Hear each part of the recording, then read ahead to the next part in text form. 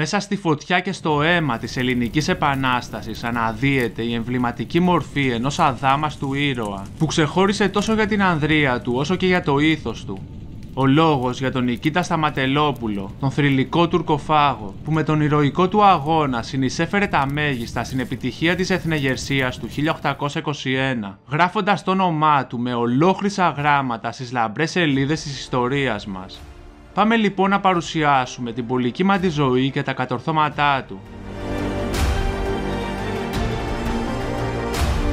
Ο Νικήτας Σταματελόπουλος γεννήθηκε περί το 1782 στο χωριό Μεγάλη Αναστασίτσα, στη σημερινή Νέδουσα Μεσσηνίας, όπως ο ίδιος διηγείται στα απομνημονεύματά του.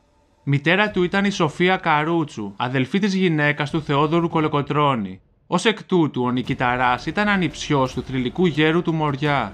Πατέρας του ήταν ο Σταματέλος Τουρκολέκας, ο οποίος δρούσε ως κλέφτης στην περιοχή του Λεονταρίου Αρκαδίας. Ο μικρός Νικήτας έζησε τα παιδικά του χρόνια στο γειτονικό χωριό Τουρκολέκας και σε ηλικία μόλις 11 ετών ακολούθησε τον πατέρα του στο βουνό, καθώς του φέκησε έναν Τούρκο στο Λεοντάρι. Αργότερα εντάχθηκε στην ομάδα του περίφημου κλέφτη Ζαχαριά Μπαρμπιτσιώτη, του οποίου γρήγορα κέρδισε την εκτίμηση ξεχωρίζοντας για τις ικανότητές του. Ο καπετάν Ζαχαριάς μάλιστα στο μέλλον του έδωσε ως σύζυγο την κόρη του, με την οποία ο Νικήτας απέκτησε 2 κόρες και έναν γιο. Στις αρχές του 19ου αιώνα ο Νικηταράς, κυνηγημένος από τους Οθωμανούς, όπως και πολλοί άλλοι κλεφταρματολοί, κατέφυγε στη Ζάκυνθο. Εκεί βρέθηκε και ο Κολοκοτρώνης, τον οποίο έκτοτε ακολούθησε πιστά. Την αφοσίωσή του προς τον θείο του, ο λαός μας την περιγράφει εύστοχα με την ακόλουθη φράση: «Η κεφαλή ήταν του Κολοκοτρώνη και η χείρ του Νικηταρά». Ευρισκόμενος στα Επτάνησα ο Νικηταράς υπηρέτησε σε στρατιωτικά σώματα ξένων δυνάμεων, αποκομίζοντας πολύτιμη στρατιωτική εμπειρία. Τον Οκτώβριο του 1816 η μοίρα του επεφύλαξε μια άσχημη έκπληξη, καθώς οι Οθωμανοί συνέλαβαν και αποκεφάλισαν τον πατέρα και τον 11χρονο αδελφό του Ιωάννη. Μάλιστα, ο αδελφός του αγιοποιήθηκε και εορτάζεται ως Άγιος Νεομάρτυρας Ιωάννης Τουρκολέκας. 2 χρόνια αργότερα, τον Οκτώβρη του 1818, ο Νικηταράς μοιήθηκε στη Φιλική Εταιρεία. Με την έκρηξη της Επανάστασης μαζί με άλλους οπλαρχηγούς συμμετείχε στον αποκλεισμό της Καλαμάτας που οδήγησε στην απελευθέρωσή της στις 23 Μαρτίου του 1821. Λίγο αργότερα, επιστρέφοντας από αποστολή στο Άργος, πληροφορήθηκε πως είχε ξεσπάσει η μάχη του Βαλτετσίου.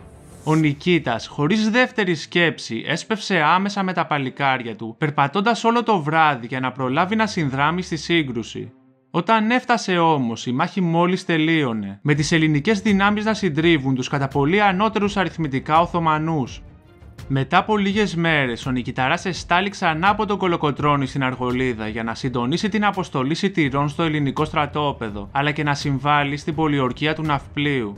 Ο Νικήτας ξεκίνησε για το Άργος με 120 περίπου άντρες. Καθώς είχε περάσει τα Δολιανά και ξεμάκραινε, κάτοικοι του χωριού έτρεξαν και τον παρακάλεσαν να γυρίσει πίσω, καθώς πλησίαζαν πολλές χιλιάδες Τούρκοι, υποστηριζόμενοι μάλιστα και από κανόνια. Χωρίς να διστάσει, ο ήρωάς μας επέστρεψε στα Δολιανά και οχυρώθηκε μαζί με τις τοπικές δυνάμεις στα πιο ισχυρά σπίτια της περιοχής, περιμένοντας την επίθεση του εχθρού. Συνολικά, οι ελληνικές δυνάμεις αριθμούσαν περί τους 300 άντρες. Οι Οθωμανικές δυνάμεις χωρίστηκαν σε 3 μέρη και το ένα από αυτά επιτέθηκε στα Δολιανά. Ο Νικηταράς με τους μαχητές του όμως κατάφεραν να αποκρούουν τις εχθρικές επιθέσεις. Στη συνέχεια οι Οθωμανοί άρχισαν να οπισθοχωρούν, καθώς δέχθηκαν επίθεση και από τους Έλληνες που στρατοπέδευαν στα Βέρβαινα. Όταν ο Νικηταράς διαπίστωσε την υποχώρηση των εχθρών, άμεσα άφησε το σπίτι που ήταν ταμπουρωμένος με τους άντρες του και τους καταδίωξε με μανία. Έντρομοι οι Τούρκοι τράπηκαν σε φυγή. Πίσω τους άφησαν περίπου 70 νεκρούς, κανόνια, ζώα και πολλά όπλα. Η μάχη στα Δολιανά έγινε στις 18 Μαΐου του 1821 και εκεί ο Νικηταράς απέδειξε στο έπακρο τον ηρωισμό και τη σπάνια στρατιωτική του ικανότητα. Χαρακτηριστικό είναι το ποίημα που του αφιέρωσε ο λαϊκός ποιητής της Επανάστασης Τσοπανάκος. Πάλι άρχισε ο πόλεμος και των Τούρκων ο όλεθρος και στα Δολιανά ένας κρότος που εράγησε ο τόπος. Ω ήρωα Νικηταρά, το αίμα των Τούρκων βοά, για να πάψεις το σπαθί σου, την ελληνική ορμή σου. Με 80 άντρες κλείστηκες, Τούρκους δεν φοβήθηκες. 3.000 δεν τρομάζεις, ως τον Λεωνίδα κράζεις. Στη συνέχεια συμμετείχε στην πολιορκία της Τριπολιτσάς. Μετά την άλωσή της στις 23 Σεπτεμβρίου του 1821, ο Νικηταράς ήταν από τους ελάχιστους που αρνήθηκαν να πάρουν μέρος στη διανομή των λαφύρων. Αργότερα εστάλει στη Ρούμελη επικεφαλής 700 Πελοποννησίων μαχητών με σκοπό να ενισχύσει τις εκεί επαναστατικές δυνάμεις. Στις αρχές Απριλίου του 1822 συμμετείχε στις μάχες που έγιναν στη Στυλίδα και στην Αγία Μαρίνα, στο πλευρό του Ανδρούτσου και του Διοβουνιώτη, προσφέροντάς τους πολύτιμη βοήθεια. Μάλιστα, μεταξύ του Νικηταρά και του Ανδρούτσου αναπτύχθηκε στενότατη φιλία, που συνδέεται με το ακόλουθο περιστατικό που διηγείται ο Μακρυγιάννης στα απομνημονεύματά του. Όταν οι κυβερνητικοί έστειλαν τον Νικήτα στη Ρούμελη, έστειλαν γράμμα στον Ανδρούτσο, όπου του έγραφαν ψέματα πως ο Νικηταράς ερχόταν μαζί με τον Υψηλάντη να τον σκοτώσει και να του πάρει τη θέση. Σκοπός του γράμματος ήταν να σπείρει τη διχόνοια μεταξύ των οπλαρχηγών και να τους οθήσει να αλληλοεξοντωθούν. Όταν ο Ανδρούτσος τους συνάντησε, τους είπε: «Αν είστε τέτοιοι που μου γράφουν, φευγάτε, να μην σκοτωθούμε μεταξύ μας άδικα. Αν είστε φίλοι μου όμως, ελάτε να γίνουμε αδέλφια, να αγωνιστούμε για την πατρίδα μας που κινδυνεύει». Έτσι, αφού κατάλαβαν την πλεκτάνη των πολιτικών, φιλήθηκαν και ορκίστηκαν να είναι αχώριστοι για το καλό της πατρίδας. Στο μεταξύ, η Οθωμανική Αυτοκρατορία συγκέντρωσε μεγάλες δυνάμεις στη Λάρισα με αρχιστράτηγο τον Μαχμούτ Πασά, τον γνωστό μας Δράμαλη. Στα τέλη Ιουνίου του 1822, η Οθωμανική δύναμη που αριθμούσε περί τα 30.000 άτομα ξεκίνησε με τελικό προορισμό την Πελοπόννησο. Από όπου περνούσαν, σκόρπιζαν τον δρόμο και την καταστροφή. Αφού ερήμωσαν αρκετές περιοχές της Ανατολικής Στερεάς, στις αρχές Ιουλίου πέρασαν τον Ισθμό και προχώρησαν προς την Αργολίδα. Για την αντιμετώπιση τους, ο Κολοκοτρώνης συνέλαβε ένα ευφυές σχέδιο. Σύμφωνα με αυτό, οι Έλληνες έκαψαν τα πάντα στον Αργολικό κάμπο και έτσι οι Τούρκοι περιήλθαν σε δεινή θέση, καθώς ο στρατός τους υπέφερε από μεγάλη πείνα και δίψα.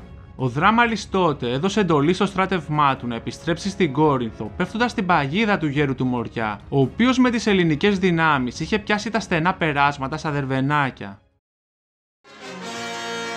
Έλληνες! Πώς κάνετε έτσι μωρέ για 10 παλιότουρκους που μπήκα στα Μοριά? Σεις δεν είστε που τους νικήσατε στο Βαλτέτσι? Σεις δεν επαντήσατε το κάστρο στην Τριπολιτσά? Αυτή ήταν πόλεμη μωρέ. Τώρα θα λιγοκαρδίσουμε. Δεν μιλάτε. Σηκώστε ψηλά το κεφάλι. Κοιτάτε με στα μάτια. Ίσα στα μάτια.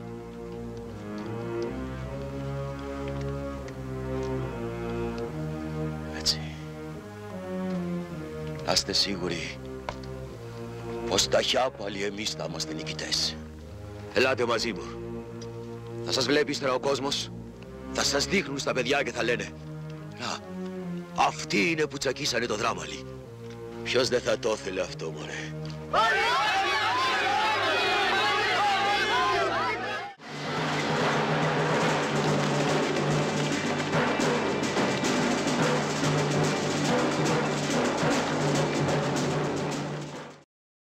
Στη μάχη που ακολούθησε στις 26 Ιουλίου του 1822, οι Τούρκοι περικυκλώθηκαν στα στενά περάσματα της περιοχής των Δερβενακίων και κυριολεκτικά αποδεκατίστηκαν από τους Έλληνες.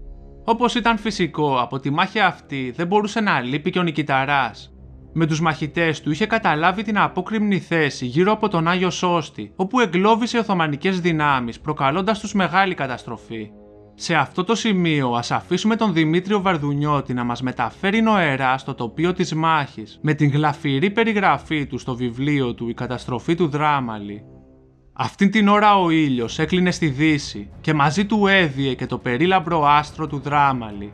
Πρώτος όλων, ορμά κατά των Τούρκων από το οχύρωμά του, κραδένοντας το σπαθί του, ο Αχιλλέας του αγώνα, ο Λεοντόκαρδος Νικηταράς. Οι οφθαλμοί του αστράπτουν, όπως και το γυμνό του σπαθί. Φωνεύει και σφάζει με λύσα τους εχθρούς της πίστεως και της πατρίδος. 4 ξύφοι σπάνε στα χαλίβδινα χέρια του. Σε μία μόνο εφόρμηση θερίζει 18 Τούρκους και ακόρεστος κραυγάζει: «Κουράγιο Νικήτα, Τούρκους φάζεις!»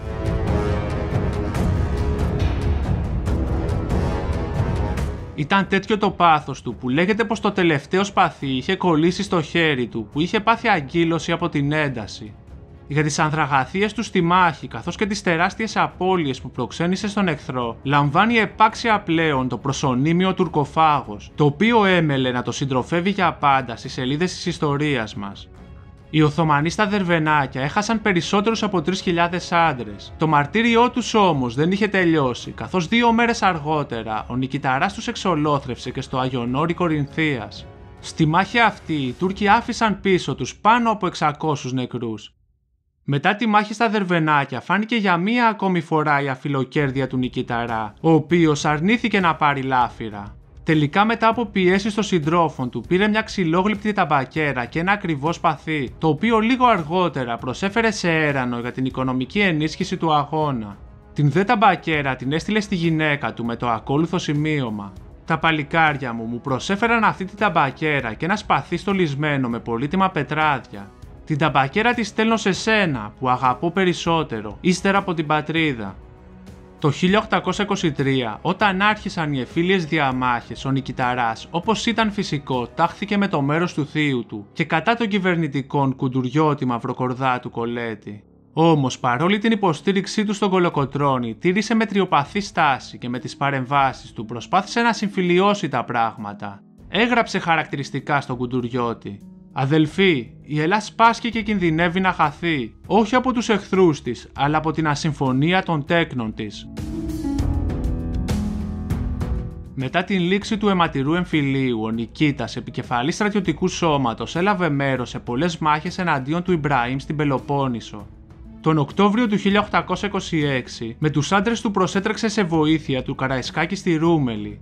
Μαζί του έλαβε μέρος η συντριβή των Οθωμανών στη μάχη της Αράχοβας. Την επόμενη της μάχης μάλιστα, όπως διαβάζουμε στον ιστορικό Σπυρίδωνα Τρικούπη, οι στρατιώτες του Καραϊσκάκη με τα κεφάλια των Τούρκων έφτιαξαν μια μεγάλη πυραμίδα, στην οποία έγραφαν: «Τρόπαιο των Ελλήνων κατά των βαρβάρων Οθωμανών, ανεγερθέν την 24η Νοεμβρίου του έτους 1826 εν Αράχοβα». Τον Απρίλιο του 1827 βρέθηκε ξανά στο πλευρό του Καραϊσκάκη σε συγκρούσεις στην περιοχή του Φαλήρου, που δυστυχώς είχαν άσχημη έκβαση για τις ελληνικές δυνάμεις, καθώς ο Νικήτας λαβώθηκε και ο τρανός Γεώργιος Καραϊσκάκης έχασε τη ζωή του. Μετά την απελευθέρωση, ο Νικήτας εντάχθηκε στο Ρωσικό κόμμα. Στη συνέχεια στήριξε στεναρά τον Ιωάννη Καποδίστρια και υπήρξε στενός συνεργάτης του.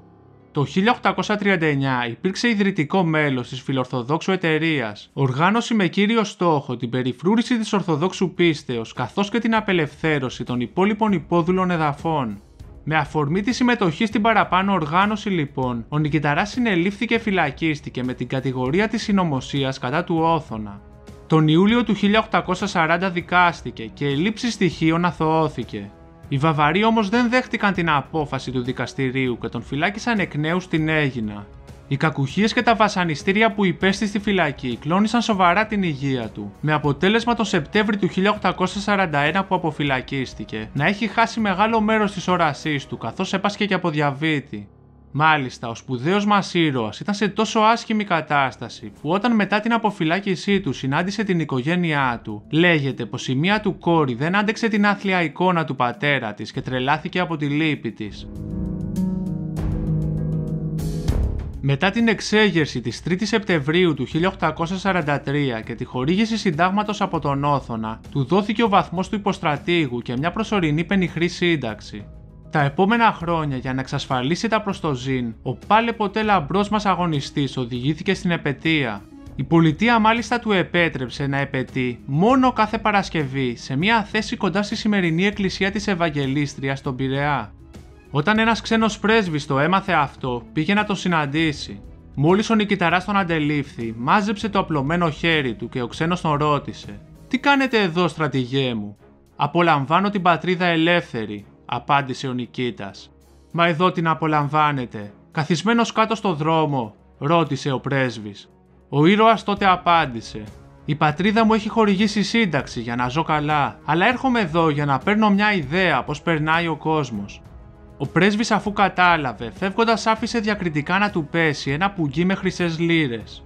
Ο Νικηταράς, που σχεδόν είχε χάσει το φως του, άκουσε τον ήχο, έπιασε το πουγγί και φώναξε: Σου έπεσε το πουγγί σου. Πάρ' το μη το βρει κανένας και το χάσεις. Τέτοια λοιπόν ήταν η τιμιότητα αυτού του ανθρώπου. Τελικά, στις 25 Σεπτεμβρίου του 1849, ο Νικήτας Σταματελόπουλος πεθαίνει πάμφτωχος και λησμονημένος στον Πειραιά.